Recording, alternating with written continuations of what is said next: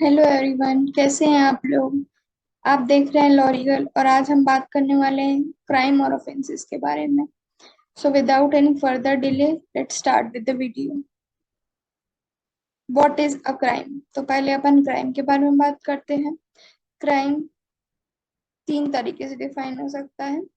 एक कोई ऐसा commission, an act which is done by a person, एक ऐसा कोई सा कार्य जो कि किसी व्यक्ति के द्वारा किया गया हो। एक कोई ऐसा भूल, an act which is not done by any person, जो कि किसी व्यक्ति, एक ऐसा कार्य जो कि किसी पर्सन के द्वारा ना किया गया है, या ऐसा कोई कमीशन और ओमिशन, और an act or an omission conducted by a person which is classified by law as an offense is said to be a crime.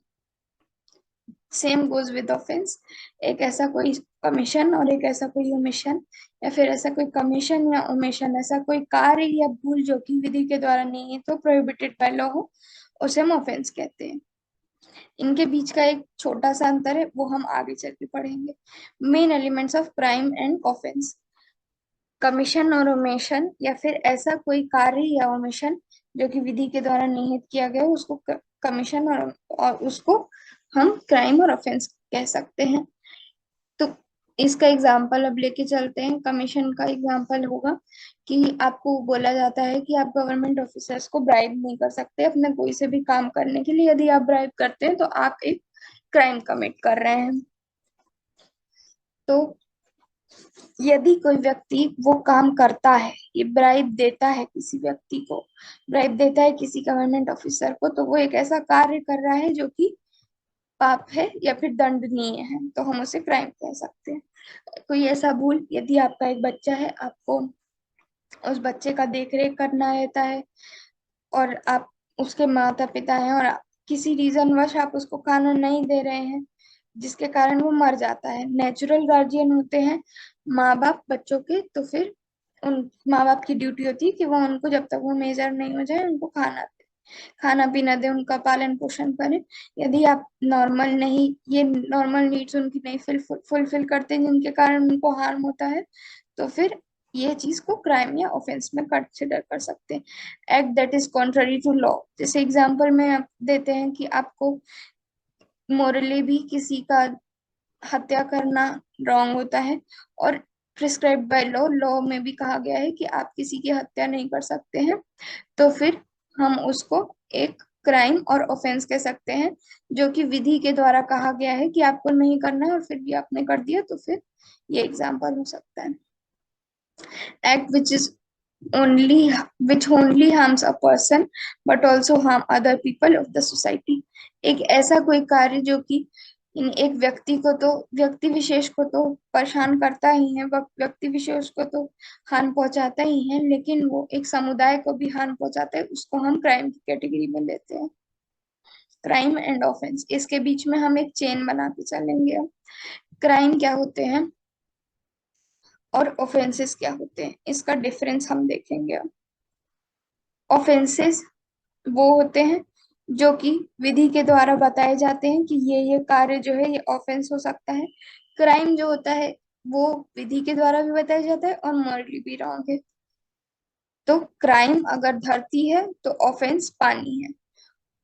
पानी जो है वो धरती में है, क्राइम में ऑफेंस आता है, लेकिन धरती में पानी है, लेकिन धरती पानी में नहीं आ सकती ना, तो ऑफेंस जो होता है वो क्राइम में आता है, लेकिन क्राइम जो होता है ऑफेंस नहीं, ऑफेंस में नहीं आ सकता।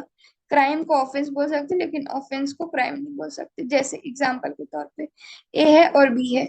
ए ने बी से पैसे लिए थे, और उसने उसको बोला था कि कुछ टाइम बाद मैं आपको लौटा दूंगा पैसे, और उसने चेक इशू कर दिया। डी गया चेक इनकैश कराने के लिए, और फिर उस टाइम क्या होता है, उसका चेक बाउंस हो जाता है, ए का चेक बाउंस हो जाता है, तो बी को पैसे नहीं मिलते।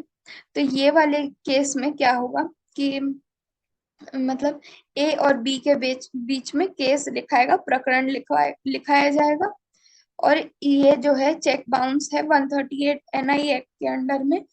डिफाइन किया गया है कि यदि कोई व्यक्ति ने नेगोशिएबल इंस्ट्रूमेंट एक्ट के अंदर एक ऐसा नेगोशिएबल इंस्ट्रूमेंट किसी को अलॉट किया है और कोई रीजन वश वो जो इंस्ट्रूमेंट है वो डिक्लाइन हो गया है, डिसऑनर हो गया है, तो फिर ये क्रिमिनल ऑफेंस है। ये एक तरीके का ऑफेंस है, सिविल ऑफेंस है, सिविल, हाँ सिविल ऑफेंस है, क्रिमिनल ऑफेंस नहीं है। तो फिर इस केस में ए वर्सेस बी के, या फिर नहीं, हाँ बी वर्सेस ए के में होगा, प्लेंटिफ और डिफेंडेंट लेके चलते हैं ना अपन, तो बी वर्सेस ए के बीच में होगा।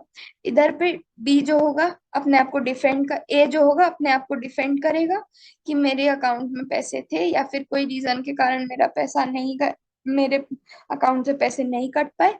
इधर पे लाइबिलिटी होगी डिफेंडेंट पे। ठीक है, अब यही केस लेके चलते हैं ए और बी का। ए एक पर्सन है, बी एक पर्सन है। क्या होता है कि बी जो है मर्डर कर देता है ए का कोई रीजन से। अब क्या होता है कि ए तो मर गया, तो ए के बिहाफ में कौन केस लड़ेगा? ए के बिहाफ में उससे जुड़े लोग, उसके माता पिता, उससे जुड़ा समाज। समझिए, ये है ए, ये उसके माता पिता। फिर इस लाइन पे हैं उसके चाहने वाले, इस लाइन में है ये पूरा सोसाइटी। तो ये पूरा सोसाइटी, उसके माता पिता से लेके, उसकी सोसाइटी से लेके, उसका पूरा समाज ए के लिए लड़ेगा बी के अगेंस्ट होके कि बी ने उसका मर्डर किया है। तो इसको प्रूफ करना पड़ेगा पूरे को कि बी ने मर्डर किया है। केस कैसा लिखाएगा यहाँ पे? ए वर्सेस बी, मतलब यानी ए इधर पे हो जाएगा हमारा स्टेट और बी जो हो जाएगा हमारा ऑफेंडर। तो इधर पे ए को प्रूफ करने की जरूरत होगी कि बी ने क्राइम किया है। पहले वाले केस में डिफेंडेंट को प्रूफ करना पड़ रहा था कि प्लेंटिव का जो केस है उसमें कोई दम नहीं है, मेरे अकाउंट में ये रीजन से पैसा नहीं था। लेकिन अब यहाँ पे स्टेट है जो प्लेंटिव है, जो उसको प्रूफ करना पड़ रहा है कि जो डिफेंडेंट है उसने क्राइम कमिट किया है। आप समझ गए होंगे, चलिए आगे बढ़ते हैं। State versus union, state dash union versus X Y Z. तो जैसा पहले मैंने कहा कि ए और बी के बीच में लड़ाई हुई, ए मर गया, बी जिंदा है, तो बी डिफेंडेंट है, स्टेट इधर पे है। तो कोई से भी क्रिमिनल ऑफेंस में क्या होता है ना कि आदमी तो मर गया लेकिन समाज के अगेंस्ट तो जो उस आदमी के साथ हत्या हुआ या उसके साथ जो भी केस हुआ है, तो उसमें डिफाइन करा जाता है कि स्टेट के द्वारा, स्टेट के साथ हुआ है वो, तो स्टेट वर्सेस बी होगा इधर पे केस का नाम अपना। तो एक समाज केस करता है एक व्यक्ति विशेष के अगेंस्ट में जब कोई क्राइम होता है तब। वीडियो को लाइक कीजिएगा, शेयर कीजिएगा और सब्सक्राइब कीजिएगा। हम लोगों का इंस्टाग्राम पे वेबसाइट लॉरिगल को प्लीज फॉलो करिएगा और लिंक्डइन पे भी हम लोगों को फॉलो करिएगा। Thank you.